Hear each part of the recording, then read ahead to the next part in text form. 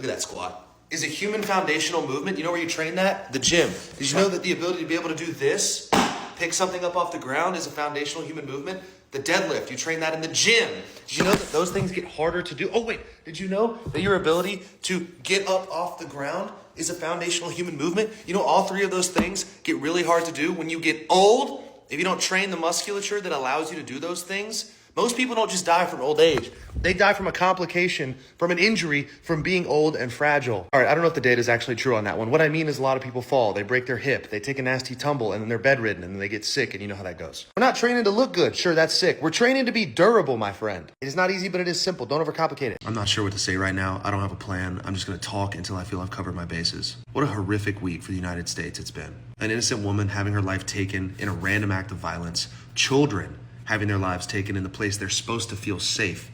And to top it all off, an act of political violence the day before one of the worst, if not the worst day in our nation's history. What is going on? This is not about politics. Those are opinions and ideologies. This is very much a battle of good and evil, and there is absolutely evil in the world. For a man to be publicly executed in front of his wife, his infant children, and 3,000 people, only to have that action celebrated by people on the internet? There's a litany of negative consequences that are going to occur in the aftershock of this that I don't even know if I've considered until recently. Number one, how desensitized we are that we can watch an execution on social media. I promise you the people that were there in person that saw what I saw in that video, which horrified me and made me sick to my stomach, the people who saw that in person had to witness the gore and what happened to him, what happened to Charlie Kirk. I promise you they're traumatized. They're not celebrating. A public execution is archaic.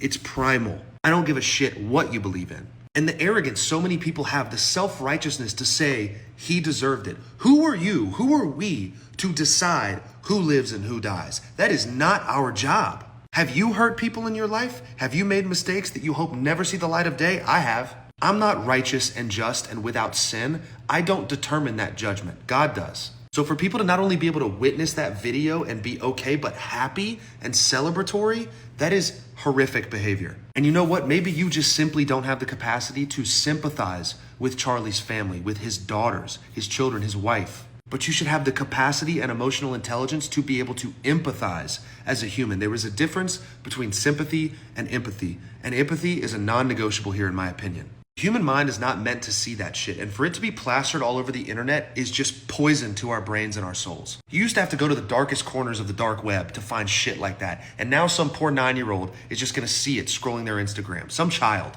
There's a content creator on here, Yoel and Marie, who so beautifully said, there's a thing that Americans don't understand. Number one, it is a gift to be able to comment on my video and disagree with what I'm saying. In other countries, you can't get away with that. But she also said, there is a slippery slope that occurs when political violence begins to exist within a country. And it is exactly what so many immigrants flee from in their home countries. And it's what she fled from as well in Cuba to a degree. I believe that's the point she was making. To be able to say the horrific shit about Charlie and his family that you're able to is the very reason America is America. In other countries, you disappear for shit like that. I am going to pray for Charlie Kirk's family. I am going to pray for all the people that were exposed to that. And I am going to pray for everyone who was impacted of all the events over the last week. No idea or opinion is worth a human life being taken. That's not our job. And if you unfollow me for this, so be it. I still love you. Did you know one of the highest indicators for success of men in this world is how their father loves their mother? Research shows us that men who love their wives, their son sees that and perceives that and is one of the highest indicators for likelihood of success in the kid's later life. But I'm going to add a layer to this because I was lucky enough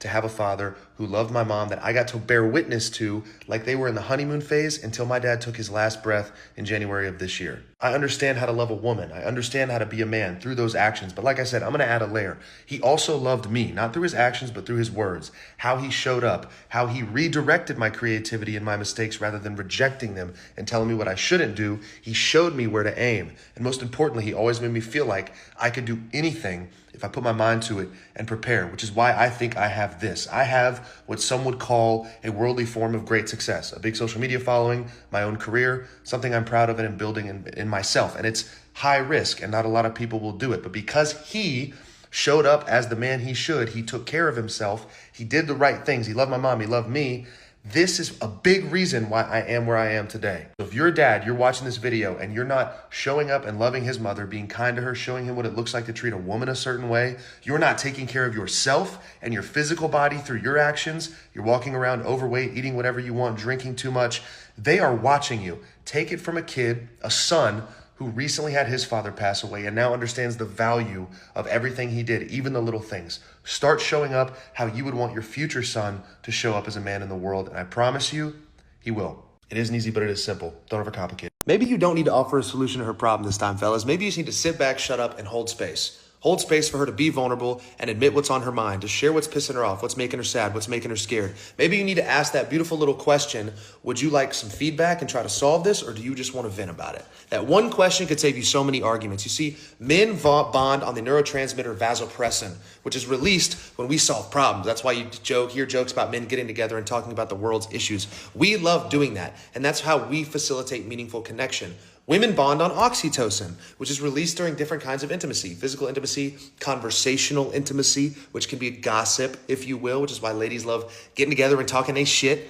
But men and women bond with different neurotransmitters. And so when a man says, you have problem, let me fix, that's him trying to show you that he absolutely loves you and would do anything for you. But men, you need to understand and have the emotional awareness and have held enough space for yourself to understand that the feminine energy, the feminine essence, when she's looking to tap into your masculine essence in that space, she doesn't always need you to solve it. She just needs you to be the container where she can feel safe to express whatever's on her heart. Because sometimes just getting it out of your mind and out of your mouth and into the world is the way you figure it out.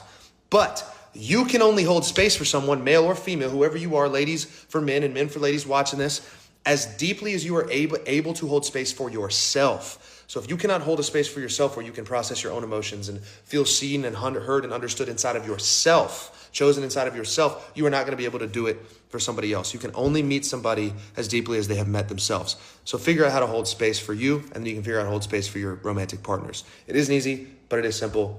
Don't overcomplicate it. I am not in the class of avid gym goer and fitness person that doesn't like my food to taste good. Like, I will not eat boiled chicken and broccoli. I simply have too much self-respect.